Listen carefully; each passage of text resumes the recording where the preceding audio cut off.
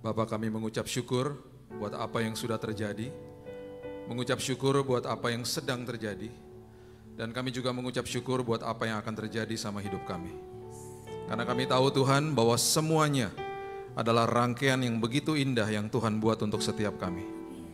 Bahkan kami begitu percaya bahwa Tuhan sudah ada di hari esok kami, menyiapkan yang terbaik bagi kami. Terima kasih buat tahun yang baru, bulan yang baru, berarti ada kesempatan yang baru bersama Tuhan. Itu sebabnya Tuhan, walaupun kami gak bisa lihat ujungnya, tapi kami tahu hari ini Tuhan, bahwa kami berjalan bersama Raja atas segala Raja, sumber atas segala sumber. Dan itu sebabnya Tuhan, tidak ada alasan bagi kami untuk takut. Karena kami tahu Tuhan, di dalam Tuhan selalu ada kepastian. Tuhan, kami sambut firman kebenaran, karena kami tahu bahwa firman Tuhan akan memerdekakan hidup kami. Itu sebabnya Tuhan, kami tahu bahwa Roh Kudus akan menegur kami, Roh Kudus akan mengingatkan kami, Roh Kudus akan meneduhkan hati kami. Dalam satu nama yang indah, Yesus Kristus Tuhan dan Juru Selamat kami sudah berdoa dan mengucap syukur. Kita sama-sama katakan, amin, amin, haleluya. Silakan duduk, shalom. Dan seringkali kita mulai bertanya kepada Tuhan, hal-hal yang sebenarnya sah-sah saja. Mau kemana nih Tuhan hidup saya? Kemudian ketika kita sedang dalam proses, kita juga bertanya kepada Tuhan, kapan Tuhan selesainya? Dan bahkan kita mengatakan dan kita bertanya juga kepada Tuhan, bagaimana Tuhan caranya? Semua pertanyaan-pertanyaan itu sah-sah saja. Tetapi seringkali dimulai dari bertanya, akhirnya manusia bisa mempertanyakan Tuhan. Ketika manusia mempertanyakan Tuhan, manusia akhirnya mempertanyakan apakah Tuhan bisa? Apakah Tuhan sanggup? Dan bahkan, Tuhan ada gak sih? Itu yang bahaya. Kenapa?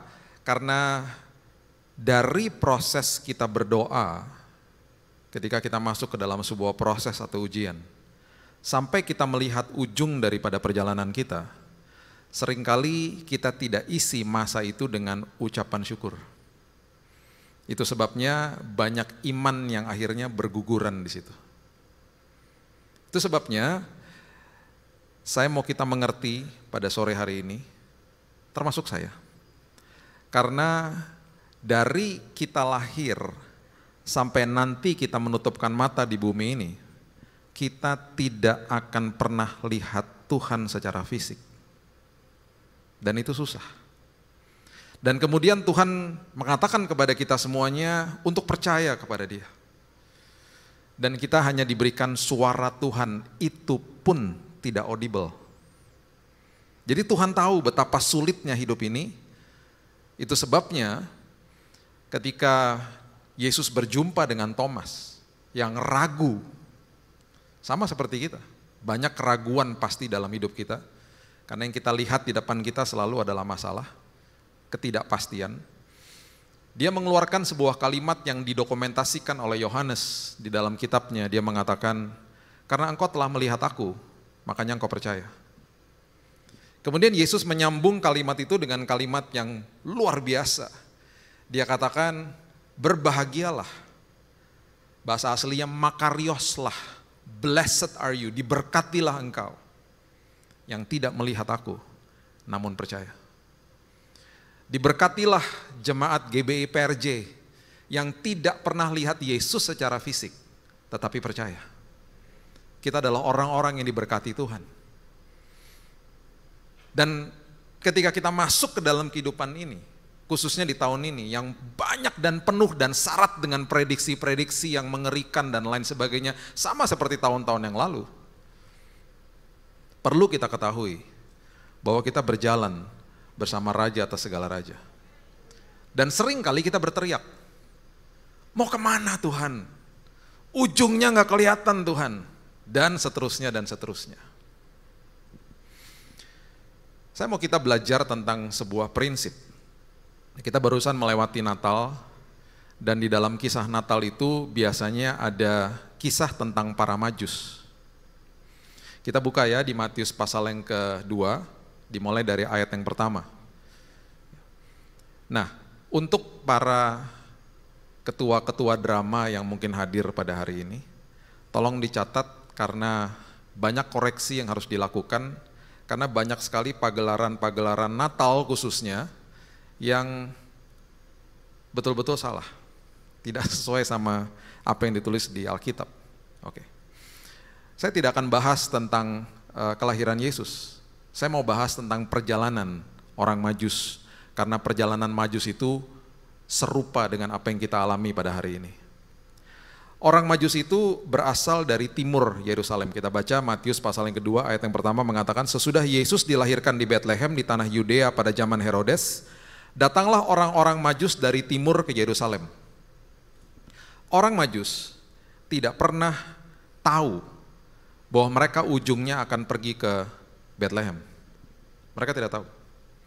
Nah, kalau kita pelajari apa yang terjadi pada saat itu, kalau kita tarik timur daripada Yerusalem, itu ditemukan sebuah bani atau sebuah bangsa yang menurut perjanjian lama cukup keji dan biadab. Ada Moab, ada Amon, dan lain sebagainya. Mereka kalau perang itu mengerikan dan cukup biadab. Sampai-sampai banyak yang mengalami ketakutan lah pada saat itu. Nah, para Majus, orang yang pandai, wise men, orang yang pintar, elit, dan kaya, kemungkinan besar bukan berasal dari situ. Jadi kalau kita tarik lagi lebih timur, ditemukanlah bangsa-bangsa yang ada di Mesopotamia, Babilonia, yang sekarang itu menjadi Persia atau Iran atau Irak pada saat ini. Jarak daripada tempat itu sampai ke Yerusalem itu sekitar 2.100 kilo. 2.100 kilo.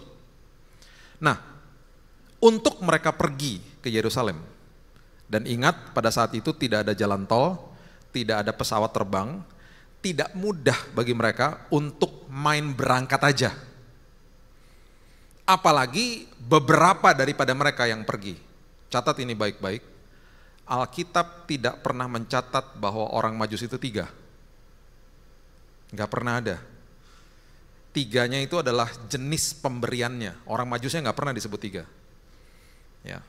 Nah, menurut sejarah dan catatan pada saat itu, raja-raja yang pada saat itu bepergian atau mengunjungi sebuah tempat, itu satu raja itu bisa mempunyai rombongan sekitar 40.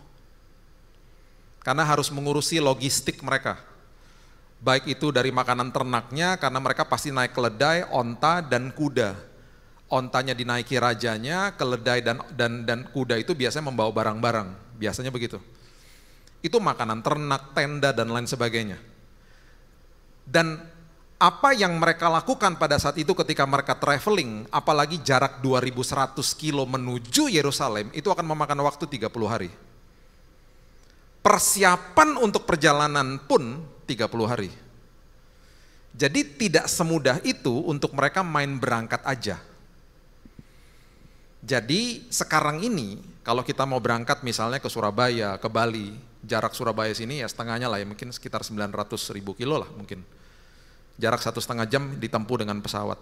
Itu kita bisa ajak teman kapan saja. Ke Surabaya yuk, ke Bali yuk, ke Makassar yuk. Kapan? 2 hari lagi? Yuk, bisa nggak? Bisa, yuk berangkat. No problem. Saat itu nggak bisa. Mereka ketemu sama temennya bilang gini, Yerusalem yuk, yuk.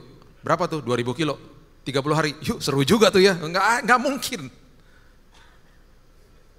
Tidak semudah itu. Jadi berarti kesimpulannya ada sesuatu yang terjadi di timur. Ada sebuah perjumpaan dengan Tuhan yang terjadi dan dikonfirmasi oleh mereka satu persatu. Oke, untuk demi kita membahas ini pada sore hari ini, oke lah kita sebut 3 Majusnya, kita nggak pernah tahu, oke lah kita sebut 3. Kalau sampai 3, satu Majus itu rombongannya 40, berarti rombongan mereka ada berapa? 120 rombongan. Ketika fakta ini saya beritahu kepada beberapa gereja, yang tadinya mau ada pagelaran Majus nggak jadi. Karena mereka bilang gini, biasanya Pak, kalau 3 Majus itu jahit bajunya udah cukup mahal. Kan bajunya Majus bagus Pak. Kalau gembala kan kita tinggal taruh handuk robek juga nggak apa-apa. Ini nggak bisa Pak, jadinya kenapa? Karena 120 orang ngejahit baju 120, kas gereja tekor Pak ntar. Jadi nggak jadi deh katanya. Perhatikan ini baik-baik. Ketika mereka disuruh sama Tuhan pergi, dan ini kejadiannya serupa dengan apa yang terjadi dengan Abraham ribuan tahun sebelum mereka. Dan Abraham berasal dari kota yang namanya Ur, juga berasal dari area situ. Di kitab Ibrani mencatat Abraham disuruh pergi sama Tuhan, dikasih tahu arahnya, kota tujuannya dia nggak tahu.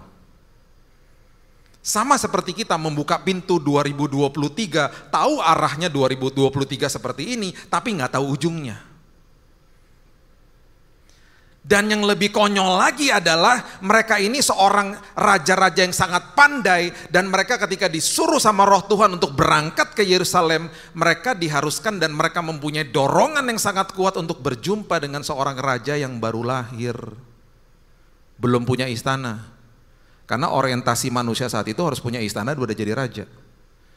Jadi ada kemungkinan besar ketika mereka dapat mimpi, dapat penglihatan, dapat konfirmasi dari Roh Tuhan, mereka nggak berani cerita sama ajudannya atau bahkan istrinya, karena kedengarannya pasti konyol. Kan orang pandai. Tiba-tiba satu pagi bangun ngomong sama istrinya gini, sayang, aku harus ke Yerusalem nih. Ngapain? Tugas kenegaraan. Enggak juga sih. Itu kan jauh banget. 30 hari perjalanan, 30 hari persiapan. Mau ngapain? Ada raja siapa di sana? Baru lahir rajanya. Siapa? Nggak tahu. Terus tempatnya kamu tahu? Nggak tahu. Cuman disuruh ke arah Yerusalem. Jadi ada kemungkinan besar mereka tidak beritahu istri, keluarga atau ajudan mereka. Sampai-sampai ketika mereka mengadakan kunjungan-kunjungan kenegaraan ke sekitar area mereka, mereka mulai curhat sama teman-temannya yang juga raja, yang juga Majus, yang juga wise men. Jadi waktu mereka mengadakan kunjungan itu, ada kemungkinan besar mereka ngomong gini, bro, gue boleh ngomong bentar gak? Ada apaan? Tapi jangan ada ajudan, lu suruh keluar ruangan dulu ya. Gue mau ngomong berdua aja nih, heart to heart. Ada apa? Gini-gini, gue tadi malam, gue dapat mimpi dari Roh Tuhan. Gue disuruh pergi ke arah Yerusalem. Kenapa ya? Gue punya dorongan kuat banget harus berangkat. Lihat raja yang baru lahir. Kotanya aja gue gak tahu kemana, cuma dikasih tahu arahnya aja. Gimana ya, tolong doain dong. Tiba-tiba temannya ngomong gini, serius loh, gue juga tadi malam. Dan gue gak berani kasih tahu istri gue gak berani kasih tahu ajudan gue. Dan tiba-tiba mereka mungkin ketemu sama temannya lagi yang ketiga, dan semuanya punya pengalaman yang serupa, dan itu yang membuat mereka berangkat. Bapak Ibu bisa bayangkan ketika mereka berangkat dan stafnya mereka sepanjang perjalanan tanya gini, bos mau kemana bos? Gak tahu. Arahnya pokoknya ke Yerusalem aja. Abraham juga gitu. Alkitab dengan jelas mengatakan tidak pernah diberitahu kota di mana ia akan tujui. Hanya dikasih tahu arahnya saja. Itu sebabnya firman Tuhan adalah pelita, bukan lampu sorot.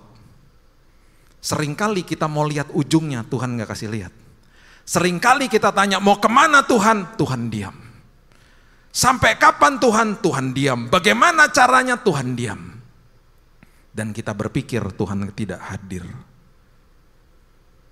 Saya mau beritahu kepada kita semuanya, ketika dia diam, bukannya berarti penyertaan dia berhenti di situ.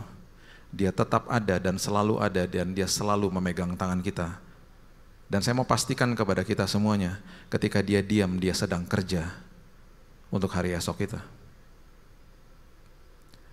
Saya tanggal 10 Desember 2018, saya kolaps di kamar mandi saya, malam-malam.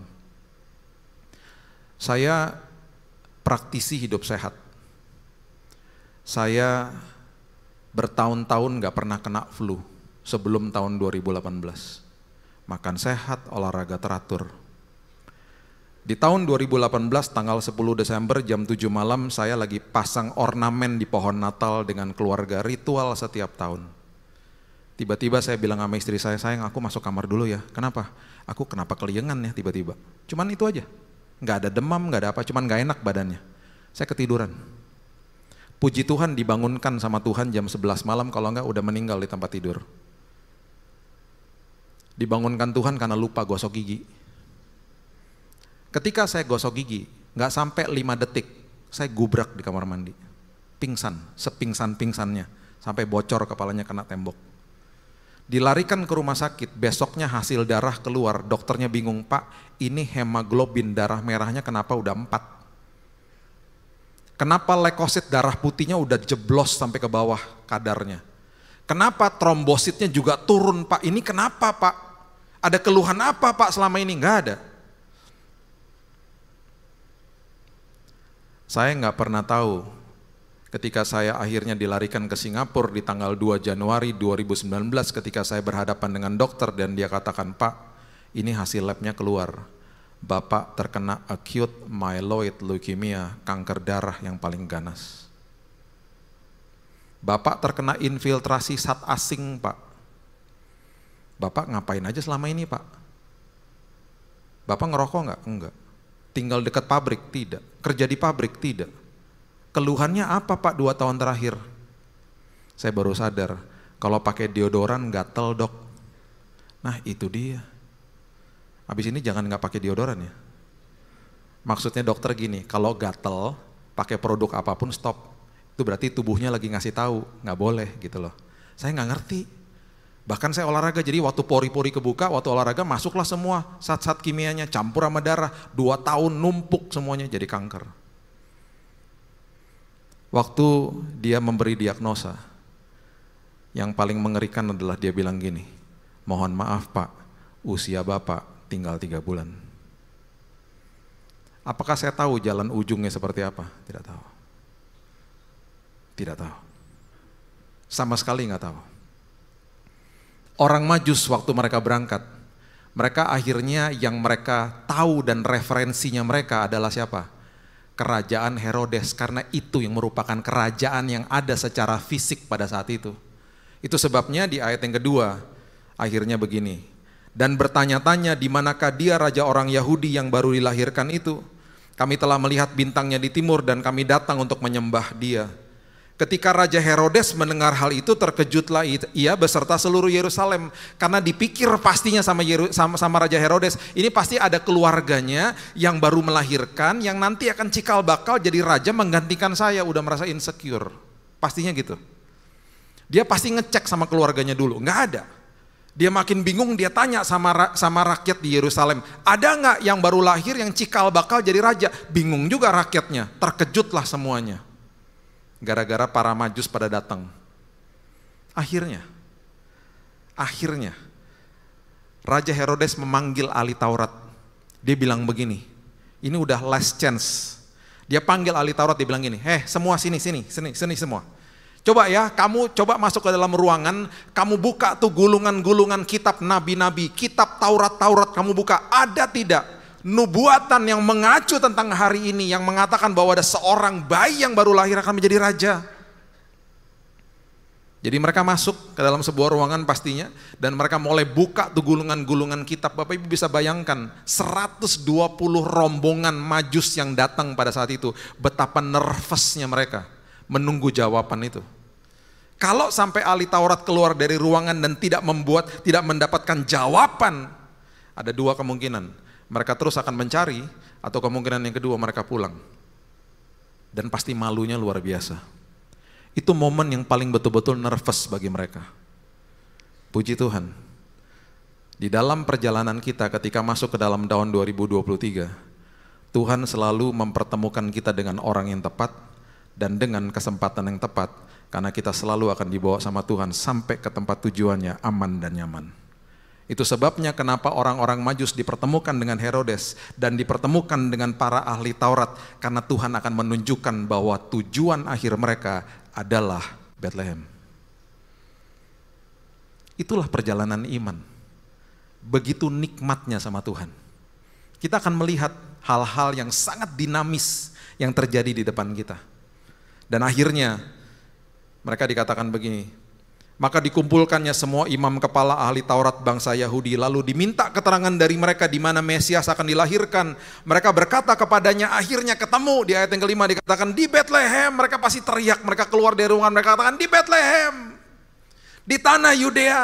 Karena demikian ada tertulis dalam kitab Nabi, dan mereka kutip Mika pasalnya yang kelima ayat yang kedua. Dan itu ada di Alkitab kita. Mereka kutip di ayat ke-6, engkau Bethlehem tanah Yehuda, engkau sekali-kali bukanlah yang terkecil di antara mereka yang memerintah Yehuda. Karena daripada mula akan bangkit seorang pemimpin akan menggembalakan umatku Israel. Mereka ketemu, mereka berteriak, dan semua rombongan Majus itu pasti berpelukan. Yes, yes, mereka ketemu akhirnya. Dan mereka kemudian berangkat. Dan kemudian lalu dengan diam-diam ayat 7, Herodes memanggil orang-orang Majus dengan teliti, bertanya kepada mereka bila mana bintang itu nampak. Dia mau tahu, kamu tuh dapat penampakan seperti apa sih di timur? Kamu dapat konfirmasi apa sih di timur? Begitu ironisnya, sebuah perjalanan iman yang jelas-jelas ada di matanya dia, dilewatkan begitu saja. Ada seorang raja yang lahir di area situ, yang adalah juru selamat, dilewatkan begitu saja sama Herodes. Bahkan karena dia begitu insecure-nya, ia menyuruh mereka pergi ke Bethlehem. Ayat yang ke-8 katanya, pergi dan selidikilah dengan seksama hal-hal mengenai anak itu, dan segera sesudah kamu menemukan dia, kabarkan kepadaku supaya aku pun datang menyembah dia. Kita sudah tahu bahwa dia mempunyai sebuah rencana yang sangat busuk. Dia akan membunuh bayi Yesus. Dan ini yang terjadi setelah mendengar kata-kata raja itu, berangkatlah mereka, dan lihatlah bintang yang mereka lihat di timur itu mendahului mereka hingga tiba dan berhenti di atas tempat di mana anak itu berada. Ketika mereka melihat bintang itu, sangat bersukacitalah mereka. Perhatikan ayat yang ke-11. Maka masuklah mereka ke dalam rumah itu. Coba katakan bersama-sama saya dengan keras, 2-3 rumah itu, 2-3 rumah itu. Dan melihat, katakan bersama-sama saya dengan keras, anak itu, 2-3, anak itu. Bersama Maria ibunya, lalu sujud menyembah dia. Mereka pun membuka tempat harta bendanya dan mempersembahkan persembahan kepadanya, yaitu emas, kemenyan, dan mur. Catat ini baik-baik, orang Majus tidak pernah pergi ke palungan. Orang Majus perginya ke rumah. Jadi jangan buat pagelaran Natal, udah orang Majusnya cuma 3, bawa persembahannya juga kecil, perginya ke palungan ketemu sama gembala lagi. Hai-haihan lagi sama gembala, hai. Orang Majus gak pernah pergi ke palungan. Orang Majus perginya ke rumah. Dan Alkitab mencatat dengan jelas, bayi Yesus sudah menjadi anak. Yusufnya gak pernah disebut. Ada kemungkinan besar itu udah hari kerja, Yusufnya lagi kerja, Gojek mungkin gak tahu. Jadi orang Majus pergi ke rumah, menjumpai Maria dan anak. Dan dikatakan mereka membawa tempat harta bendanya. Dalam bahasa aslinya itu tulisannya S-A-C-K-S, sacks of gold, berarti karung. Udah cuma 3, persembahannya kotaknya kecil, kepalungan, ketemu sama gembala, hai lagi sama gembalanya, bayi lagi. Dan gambarnya di mana-mana. Padahal sangat jelas ditulis di Alkitab. Jadi ketua-ketua drama, dicatat ya, kalau ada pagelaran Majus tahun depan, semuanya harus diubah. Kalau bisa 120 rombongannya biar rame dan seru. Keren nih, tempatnya gede lagi di sini. Mereka menemukan tempat itu akhirnya. Dan ini yang saya mau sampaikan kepada Bapak Ibu sekalian. Seringkali kita sangat terbuai dengan apa yang beberapa ayat katakan kepada kita, dan kita lupa membaca keseluruhannya karena kita seringkali memutilasi ayat. Salah satu ayat yang sangat luar biasa adalah di dalam sebuah perjalanan iman adalah Mazmur 1 ayat yang ketiga. Karena di situ dikatakan apa? Ia seperti pohon yang ditanam di tepi aliran air, berbuah pada musimnya. Daunnya tidak akan layu dan apapun yang diperbuatnya berhasil. Kita suka dengan ayat itu karena ada bagian terakhir yang mengatakan bahwa apa saja yang diperbuatnya berhasil. Kita lupa di situ ada kata ditanam. Ditanam itu letaknya di bawah tanah. Ditanam itu letaknya ada di bawah tanah. Berantakan, gelap, lihat kanan sebelah kiri, itu 11-12 tempatnya sama jenazah dan bangkai. Itu sebabnya seringkali kita dibohongi sama iblis, kamu tidak ada harapan. Perbedaannya bangkai tidak akan menumbuhkan tunas, kita sebagai anak Tuhan ketika ditanam akan bertumbuh tunas muda. Berbuah pada musimnya, daunnya tidak akan layu, baru apapun yang diperbuatnya berhasil. Bapak Ibu kalau lewat Jalan Sudirman, arah ke Semanggi, lihat ke sebelah kanan ke arah Grand Indonesia, itu ada gedung namanya Autograph Tower. 382 meter tingginya. Gedung tertinggi di Indonesia sekarang. Ketika gedung itu sedang dibangun di awal, saya sempat bilang sama istri saya, ini kok lantai satunya nggak kelihatan. Udah lama berbulan-bulan kenapa nggak kelihatan ya? Jangan-jangan proyeknya mangkrak. Tiba-tiba ketemu sama teman saya seorang arsitek, dia bilang gini, Bill, itu gedung jadi gedung tinggi banget. Itu sebabnya fondasi dibangun ke bawah lama dan mahal. Karena nanti jadi gedung paling tinggi. Jadi kabar baik bagi kita. Kalau sedang diproses, itu berarti kita sedang ditanam sama Tuhan. Kalau lama ngucap syukur karena sebentar lagi Tuhan akan membawa kita menjulang tinggi. Dan ketika dibawa menjulang tinggi, kita tidak akan sombong. Ketika dibawa menjulang tinggi, ketika ada badai, fondasinya kuat. Karena yang sedang dibangun di dalam sebuah proses adalah karakter kita. Makanya berulang kali dari 15 tahun yang lalu saya selalu katakan kepada tubuh Kristus, hati-hati dengan prinsip yang namanya berkat. Saya udah bongkar kata berkat dari Kejadian sampai Wahyu, tidak ada satupun yang mengartikan itu materi. Kalaupun artinya materi itu sekunder. Ketika masuk apalagi ke dalam perjanjian baru. Makanya Yesus menyandingkan kata berkat dengan kata derita. Berbahagialah engkau atau blessed are you, diberkatilah, makarioslah engkau ketika engkau sedang dianiaya. Itu khotbah di bukit. Kenapa kata berkat disandingkan dengan kata derita? Karena dia sedang mengajarkan kepada kita bahwa ketika engkau menghadapi masalah, fokus yang diubahkan bukan masalahnya, dirimu yang diubahkan. Ketika diri kita yang diubahkan, kita sedang diberkati sama Tuhan. Itu maksudnya. Jadi ketika sedang di dalam proses ditanam, itu berarti fondasinya sedang dibangun dan semua karakter kita sedang dibangun. Itu sebabnya nanti akan berbuah pada musimnya, itu Tuhan yang tumbuhkan. Daunnya tidak akan layu. Saya baru balik kemarin dari kota Los Angeles, Amerika. Saya pernah tinggal di sana 13 tahun, berarti 13 tahun saya mengalami musim yang berubah-berubah, karena ada 4 musim. Kemarin waktu kita di sana musim dingin, jelek pohon-pohonnya. Kenapa? Karena sebelum musim dingin ada musim gugur. Kenapa ada musim gugur? Karena pohon-pohon itu memberhentikan suplai nutrisi ke ranting-rantingnya. Karena mereka harus simpan nutrisinya untuk masuk ke dalam musim dingin supaya mereka bertahan hidup pohon-pohon itu. Dan ketika mereka memberhentikan nutrisi ke ranting-ranting, daunnya gugur. Makanya namanya musim gugur. Daunnya rontok kemana-mana, membuat kota-kota di mana-mana berantakan dengan daun-daun, dan itu memakan biaya sangat besar untuk membersihkannya. Dan kelihatannya jelek. Karena pohon mahkotanya adalah daun. Sama seperti manusia, mahkotanya adalah rambutnya. Ada amin? Kok ketawa sih? Rambut saya sudah almarhum dipanggil Tuhan. Istri saya suka bilang, kamu minta maaf sama jemaat. Karena kalau kamu khotbah, itu seringkali kepala kamu memancarkan cahaya dari atas. Jemaat suka silau, kasihan loh. Jadi kalau lagi silau-silau anggap aja urapan Tuhan ya. Sana saya nggak pakai bedak soalnya. Nanti masuk ke dalam musim setelah musim dingin, ada namanya musim semi. Kenapa? Ketika nutrisi-nutrisi itu kembali disalurkan ke ranting-ranting, timbul daun-daun yang baru. Alkitab mengatakan apa? Daun kita tidak akan layu.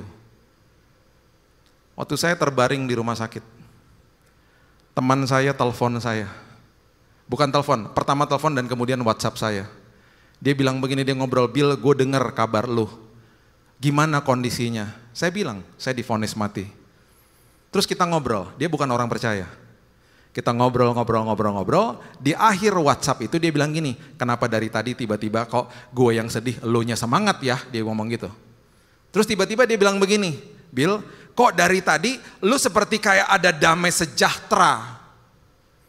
Dari mana tuh dapat damainya? Oh, kesempatan. Dari Yesus. Lu mau nggak damai yang gue dapat dari Yesus? Mau dong.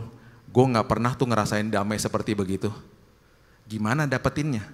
Nanti malam sebelum lu tidur, lu berdoa sama Yesus gue. Lu minta tuh damai ya. Tapi lu jangan sekedar minta, tuh namanya eksploitasi. Lu percaya dulu sama Yesus gue. Gue gimana cara doanya? Ya doa aja, sama seperti lu bicara sama bapak lu. Intim ya. Karena dia sangat mengasihi dirimu. Serius nih, gue boleh minta sama dia? Boleh, percaya dulu tapi. Nggak sampai 12 jam, saya bangun jam 7 pagi, saya udah dapat WhatsApp dari jam 5 pagi. Bill, gue tadi subuh udah bangun, gue dihampiri sama Yesus lo pas gue lagi tidur. Gue dapat mimpi dihampiri sama dia. Dan sekarang gue bangun pagi, gue dapat sebuah damai yang gue gak pernah rasakan sebelumnya. Gue cuma mau kasih tahu sama lo, gue percaya sama Yesus lo. Dan dia bilang begini sama saya, gue doain lo sembuh. Kalau lo pulang ke Indonesia, gue mau datang ke rumah lo, gue minta didoain. Sampai hari ini, orang itu menjadi orang percaya. Sebelum saya datang ke sini, saya masih WhatsAppan tadi sama dia. Bill, selamat melayani ya di GBI PRJ. Kenapa? Ketika musim berganti, daun kita tidak layu. Itu maksudnya. Saya akhirnya masuk ke dalam ruang tindakan. Dan kemudian dokter mulai memberitahu kepada saya proses daripada apa yang saya harus lakukan. Saya dimasukkan ke dalam lantai 8 di Singapore General Hospital. Dan di lantai 8 itu adalah lantai di mana para semua pengidap kanker di kimo.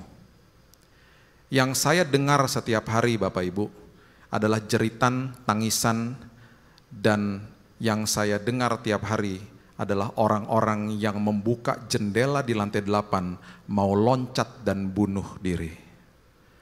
Karena kanker itu sakit, di kimo makin sakit. Jadi banyak pasien yang di lantai 8 akhirnya harus diborgol di tempat tidur. Dan saya perhatikan di lantai 8 itu semua jendela di luarnya ada tralisnya karena sudah banyak sekali pasien yang berusaha untuk bunuh diri. Itu yang saya lihat. Jeritan, tangisan karena banyak yang meninggal setiap hari. Apakah saya bisa lihat ujung perjalanan saya? Tidak bisa. Yang saya bisa lihat hanya pelita kecil di kaki saya. Karena firman Tuhan adalah pelita bagi langkahmu. Apakah saya bertanya, kapan nih Tuhan? Mau kemana nih Tuhan? Bagaimana caranya? Pasti. Tapi Tuhan diam. Dan ketika akhirnya dokter masuk ke dalam kamar saya, dia katakan, Pak mohon maaf, Bapak harus dibolongin besok dadanya. Karena semua cairan-cairan kimo itu akan diinjeksi lewat dadanya Bapak. Pak, Bapak akan dimasukin 500 mili ya Pak, sebesar ginilah, lebih besar dari botol aqua ini. 500 mili dikali 7 hari berarti 3,5 liter ya Pak masuk ke dalam tubuh Bapak. Oke, semuanya masih oke diceritain. Tiba-tiba dia menarik nafas. Dokter kalau udah narik nafas berarti mengerikan. Tiba-tiba dia gini. Terus diam lagi, aduh ada apa sih? Tiba-tiba dia bilang begini, Pak mohon maaf, setelah 7 hari, Bapak ada kemungkinan akan masuk ICU. Kenapa? Karena cairan kemo itu begitu keras. Kalau satu tetes dari cairan itu tiba-tiba tidak sengaja jatuh ke tangannya suster, ketika suster lagi beberes, tangannya suster melepuh Pak. Jadi Bapak bisa bayangkan 3,5 liter masuk ke dalam tubuh Bapak, organ-organ tubuh Bapak melepuh, hancur, kolaps. Dan setelah 7 hari Bapak akan masuk ICU, Bapak akan koma, Bapak mati Pak. Ini ngapain diobatin? Ini mana sih dok? Bukannya gitu Pak, kami mengobati ini karena kami ngincer 30% keberhasilannya.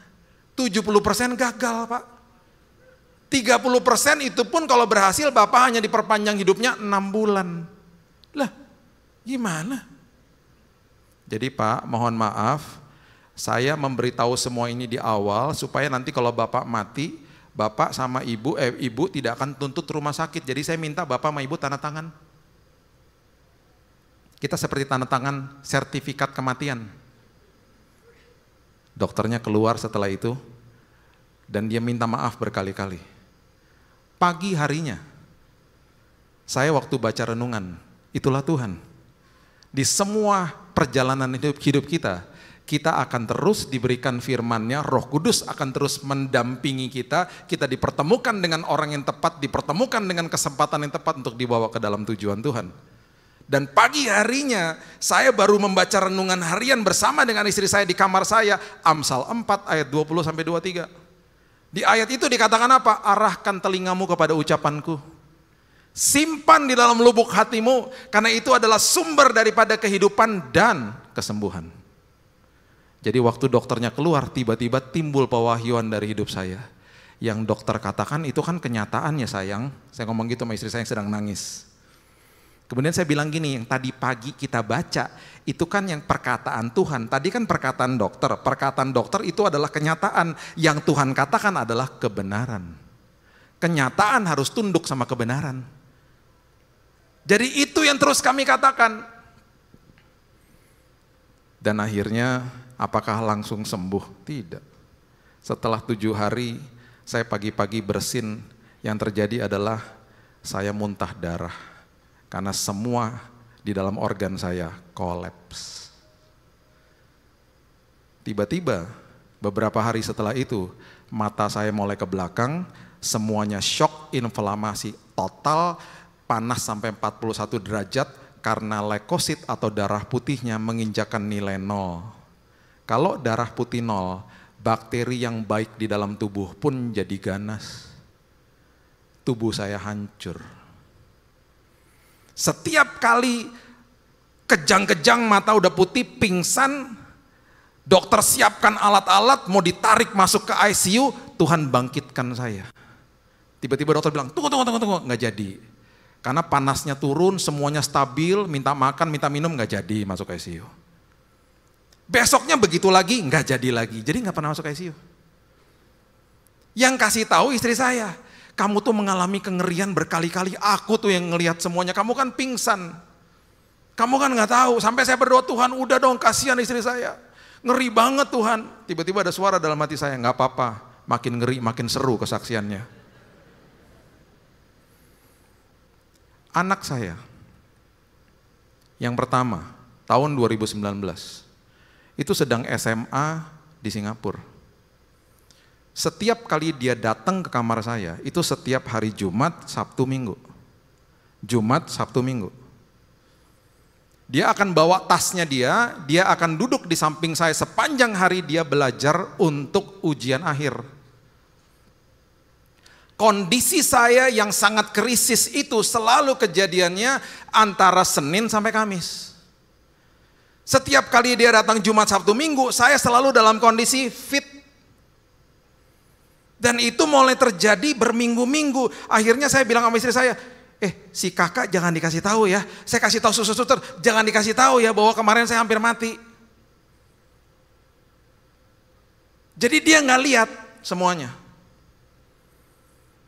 Singkat cerita, bulan Februari, dalam hitungan 1 bulan, ada 10 dokter cek saya, ceknya bukan seperti di Prodia di tangannya, ditusuknya di belakang, sumsum tulang belakang. Waktu masuk di daging, waktu jarumnya masuk daging ada anestesi, waktu menyentuh tulang nggak ada anestesinya, menjerit saya. 10 dokter cek saya dan diajak ke kamarnya dia. Dan dia bilang begini, Pak, kami mau menyatakan, dari hasil diagnosa kami setelah 1 bulan, kami tim dokter mau mengatakan kepada Bapak, kami tidak bisa menemukan sel kankernya hilang, Pak.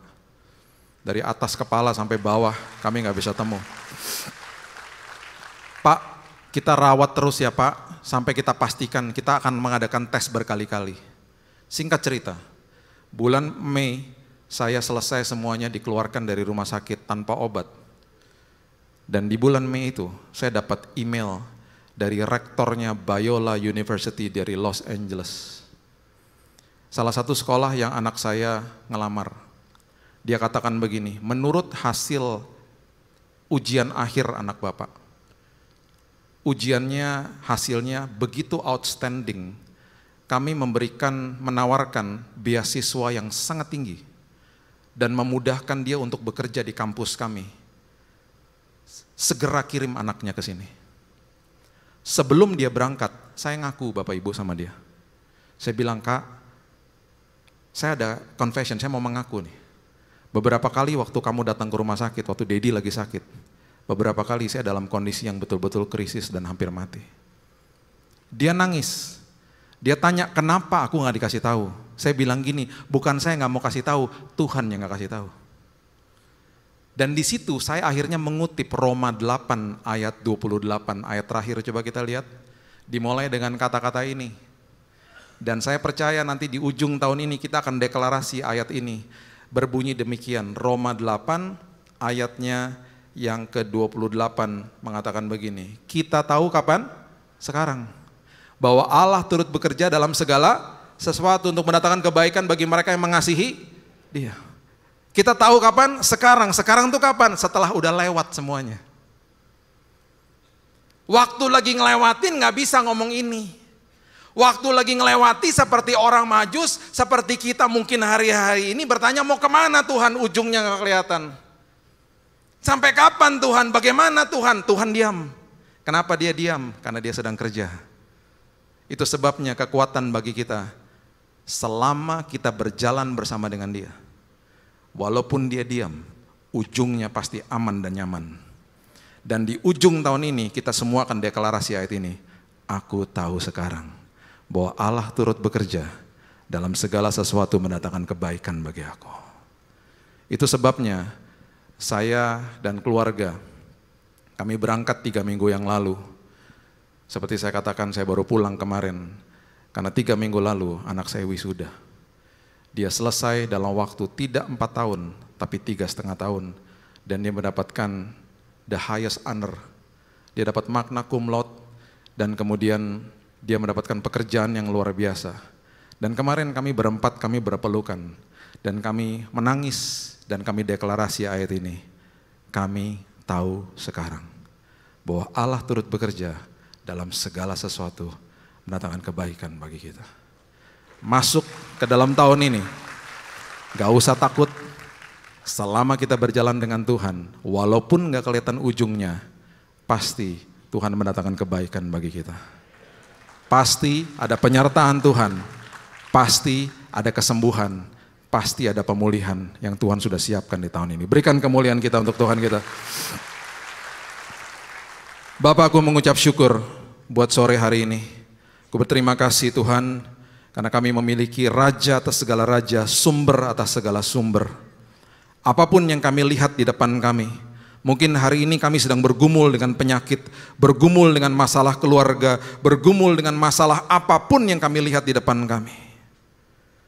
Tetapi kami tahu Tuhan bahwa hari ini pernyataan firman Tuhan adalah Engkau beserta dengan kami, dan kami sedang bergandengan tangan dengan Tuhan. Walaupun kami gak bisa lihat ujungnya Tuhan, selama kami percaya, selama kami menggantungkan pengharapan kami kepada Tuhan, pengharapan kami di dalam Tuhan tidak pernah mengecewakan. Dan setelah kami sampai di ujung nanti Tuhan, kami akan deklarasi, aku tahu sekarang bahwa Allah turut bekerja dalam segala sesuatu mendatangkan kebaikan demi kebaikan, kebaikan demi kebaikan. Untuk saya, untuk keluarga saya. Itu sebabnya Tuhan, masuk ke dalam tahun ini, dunia mengatakan tidak ada kepastian, tapi kami berjalan bersama dengan Tuhan yang memiliki kepastian. Dan kami tahu ujungnya Tuhan, pasti luar biasa. Aku percaya Tuhan, Engkau memeteraikan firman ini. Dan aku percaya Tuhan akan banyak kesaksian keluar dari jemaat-Mu di GBI PRJ. Karena mereka mengalami Tuhan di tahun yang baru ini. Terima kasih Bapa. Meteraikan firman Tuhan, hamba-Mu stop sampai di sini, tapi firman Tuhan terus berkumandang di hati kami. Dalam satu nama yang indah, Yesus Kristus Tuhan dan Juru Selamat kami berdoa dan mengucap syukur. Kita sama-sama katakan, amin. God bless you.